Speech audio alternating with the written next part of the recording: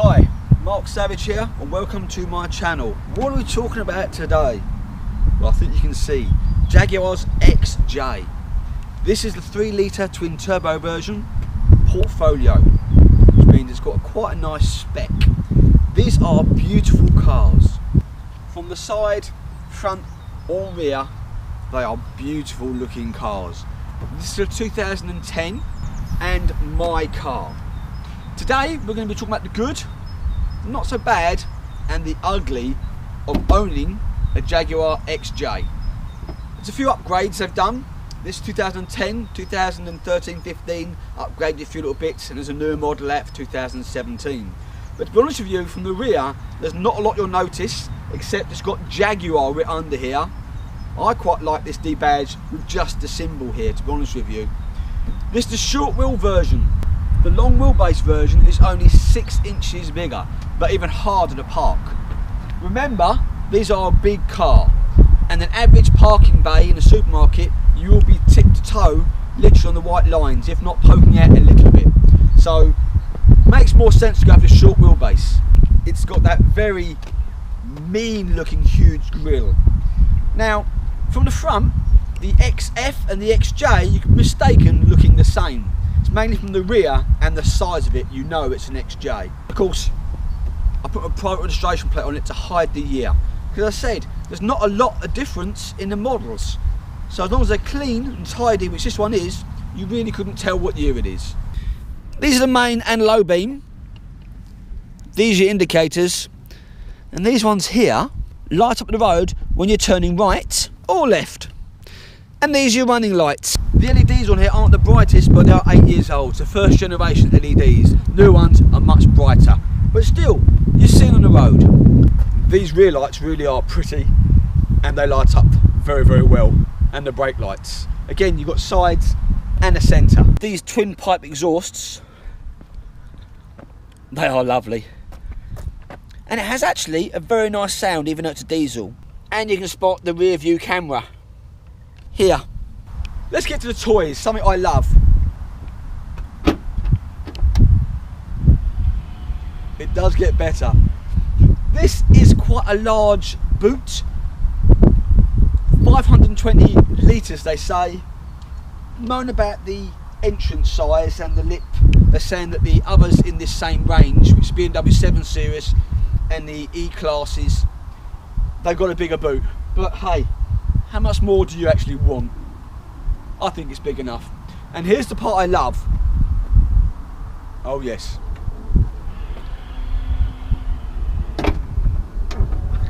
Come on. I love that.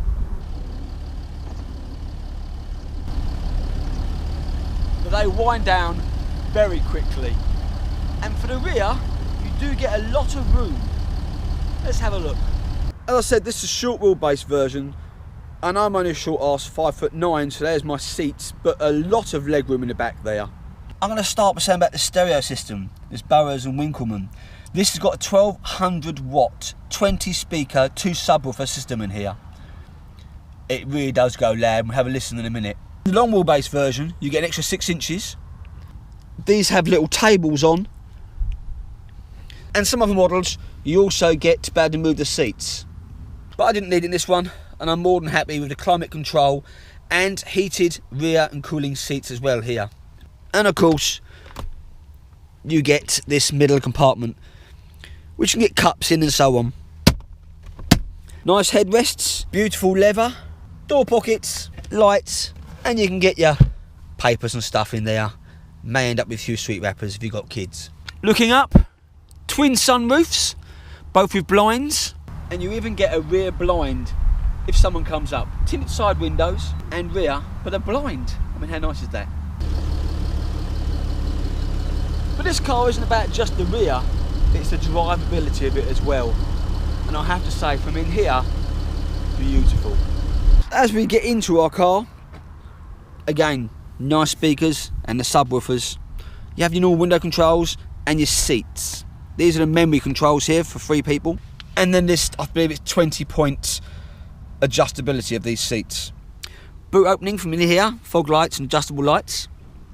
So as we close the door, we have 2 screens here. and not clocks. Push button start. Let's just mention this massive key. It really is a suitable size key that can stay in your pocket. There's also a little sliver key here. It comes apart, and if you never need to get in with the key, it can come out. And a massive amount of steering wheel information there. Volume control, modes, cruise control, phone, heated steering wheel. And this is a beautiful steering wheel. I really do love the colour of this interior and the beautiful wood inside here as well. As you can see from the passenger seat, they have the same as you. 3 memories, the same 20 seat moving around with. Beautiful embossed headrests. Very nice leather. It's only got 52,000 on the clock. So I'm a little bit upset with how this leather's been treated. I've fed it, if you watch my other video, it's a lot better than it was when I first got it. Here we have the roof controls. You've got 2 blinds here, and the sunroof goes up and out. Obviously your sun visor and a mirror as well. People say about this clock, I must admit, I quite like it. Some people have said it looks like something from Argos, and some people have said it's the best thing since sliced bread, but actually it's quite nice. Controls are here, locking, unlocking, your menu parts, your aircon controls, and your radio, CD player. This is rather yummy. This is your gear knob, or gear dial. Handbrake, and obviously the coins and so on. You may notice the electric switch here. This has been changed. Originally, if you're sitting here, you can see a sat nav, and if you're over here, you can see the television. This one's been upgraded. You can television when you're driving. Pretty sure it's illegal, but hey, maybe when you're parked up, it'd be nice. Coins and bits and bobs, and your mess. In here though,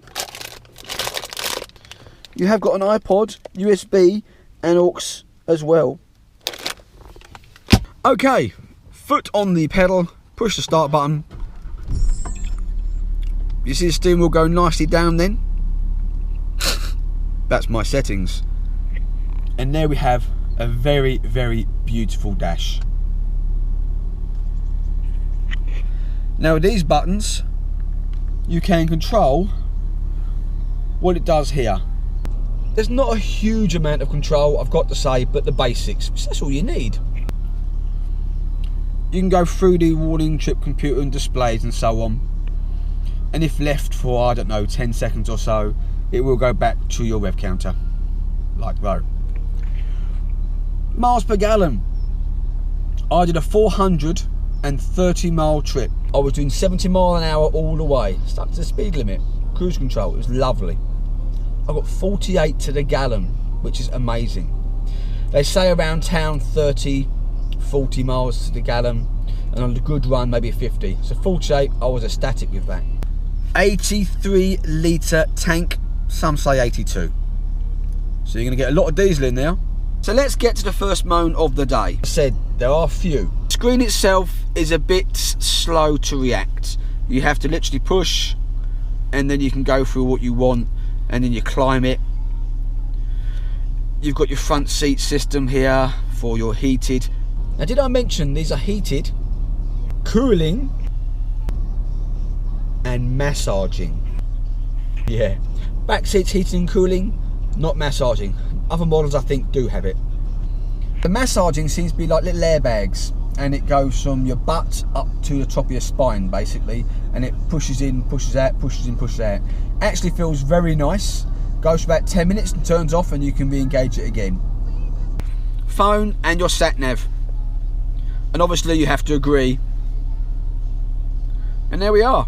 Now you have to push quite hard on the old sat nav to make it do what you want to do, and sometimes I found it when I'm going for the climate, I'm driving, going to the radio, you're pushing, and you seem to pushing around. It's quite common, and you've got to remember it is an 8-year-old sat nav, so newer models, they've corrected that, they're a lot better. It's something you just put up with. These windows, very fast, very smooth. Now the stereo, as I said, 1200 watt. This is the portfolio, the Lux and Premium Lux, I think they're about 600 watt, and they move around 850 and so on. So you just go to the audio. out, that's garbage. Stole your roll money, let me put on my screw face. I'm paranoid at the thing. I'm hanging out, partying with girls that never die. The CEO's picking on the... My South End days, that's a nice stereo system. And it has bass and all the usual adjustments that you want to do. Now, big moan of the day. This. Let's just turn the engine off for this. I watched a few reviews, nothing said about it until you own one. You're driving along, normal weather, it's fine. Sunshine, fine. Of course, here it's January now. We're getting a few cold mornings. And I've found every time I've drove this car, in the morning, it starts to like creak and crack. When you go on the old forums, you'll see that they agree with this. Now, it does drive you to distraction. It's cracking and cracking and cracking. Every time you go over a small manhole or a small twig on the road, it cracks and creaks, and it does drive you mad. So I found in the forums, they say Vaseline. Now, a lot of people in America and so on have gone to main dealers back and forth 5 times, and because I guess it's intermittent fault, it's only when it's cold. The moment the car warms up, you don't seem to hear it. So it's the glass and metal, I guess it's the heat and how they cool down and so on that's making it do it. So the forum says Vaseline everywhere. So I've done that. Literally every part that's not and is moving, I've Vaselined the rubbers. And this morning when I drove it, it didn't do it. So that does work. Gloves on, Vaseline everywhere. I do mean everywhere. To be honest with you, like someone else said, I was quite happy to just silicone it shut. You don't need the sunroof. It's nice to see it, but you've got cooling heated seats, aircon, why need a sunroof? Again, this very, very beautifully done.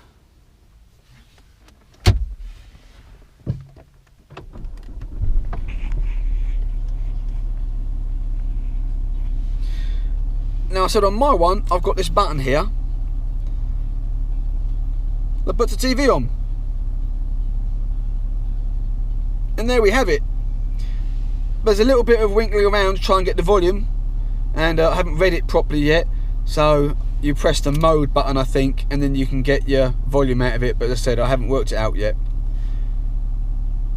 But this is where I'm not supposed to be able to see that from this angle, and from this angle you are. He paid £1,600 for a Freeview digital television in here, so very nice. Need to read the manual a bit more. So they don't often come with this little button, and it's something to do with this part here. But anyway, still very nice. Foot on the brake and turn off. Just because you're a Jag owner doesn't mean you're not going to go under here. Button's nicely located in the middle. And there's your 3 litre twin turbo, 275, 271, yeah, great horsepower. Normal for your washer fluid, battery connections. Now your battery is in the boot. Pulling this nice little clip, raising it up and clipping it there, marvellous idea. And there's your rather large battery. And you get a spare tyre. Unclip, pop down. Press button, and job done. I do love that. Now, I'm not saying you couldn't do your very basic servicing, i.e. air filter, oil and so on. I don't suppose you have to go to main dealer on a car this age. The previous owner had a slight leak on the turbo. I heard they mess around about 100,000 miles, 51,000, and it started to leak oil, had to get it redone. So new turbos on this. Cam belt on this one. Now cam belt on here says 70,000 or 7 years. Again, I've looked at a lot of forums and they say realistically 10 years. This has got 52,000 miles, an 8-year-old. Do I do the cam belt? It's difficult. You're looking between £500 and £700 to get that done. But that's all you're going to be talking about under there, really. So far we spoke about the good, a little bit of the bad with the sunroof, well, annoying. Now for the really, really bad.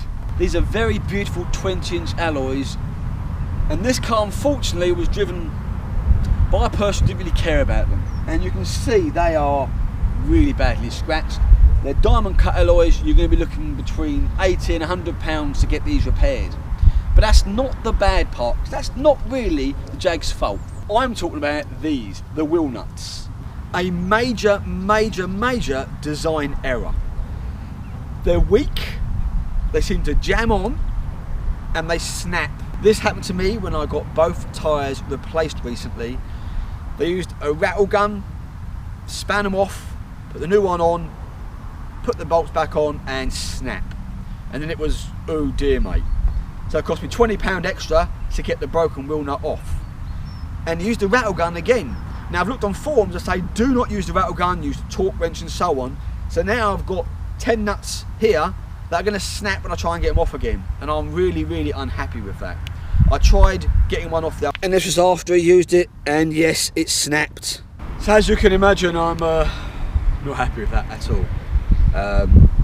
I took the other side, got 3 off, and I started thinking I don't want to snap anymore, so I'm going to have to buy another 20 wheel nuts, get these all off and replace them with much better ones than on there now. They seem to be like 2 pieces, they just snap, and it's not clever, not good, and that's the real ugly part of it. So there we go. Beautiful, beautiful car.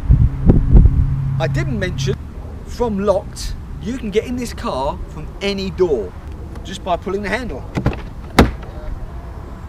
I really like that. And lock the car from any door. That gets a thumbs up. Let's just do a recap. This is all round a beautiful car.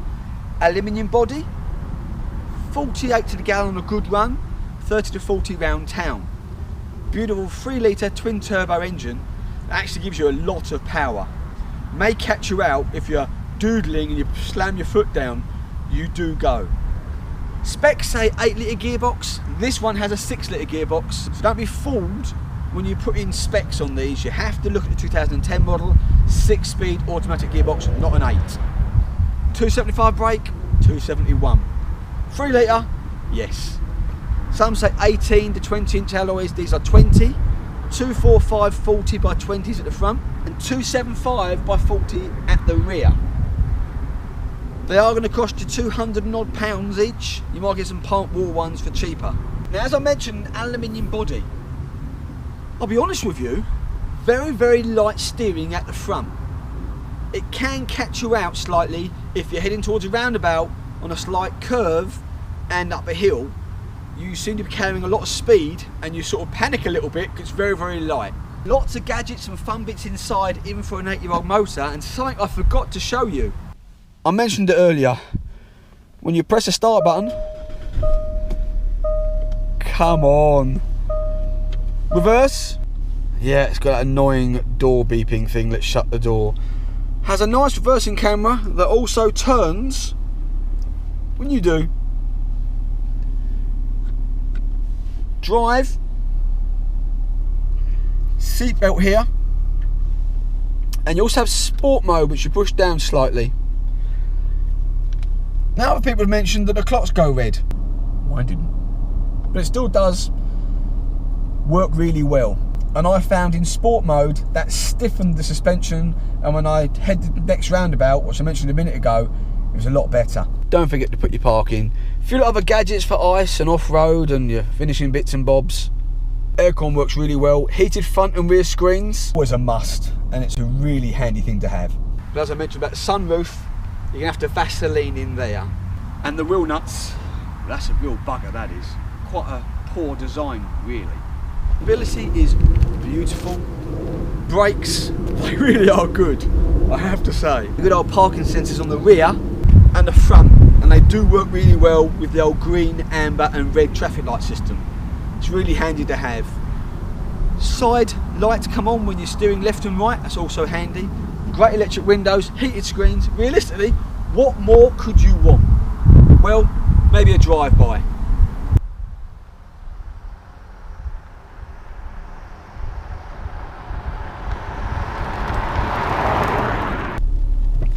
They really do drive very, very nicely. No road noise. Very smooth. And the dials do exactly what they say they're supposed to.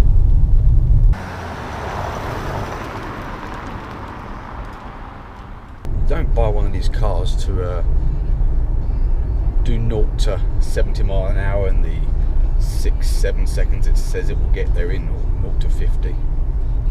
You drive these cars just for the luxury of driving.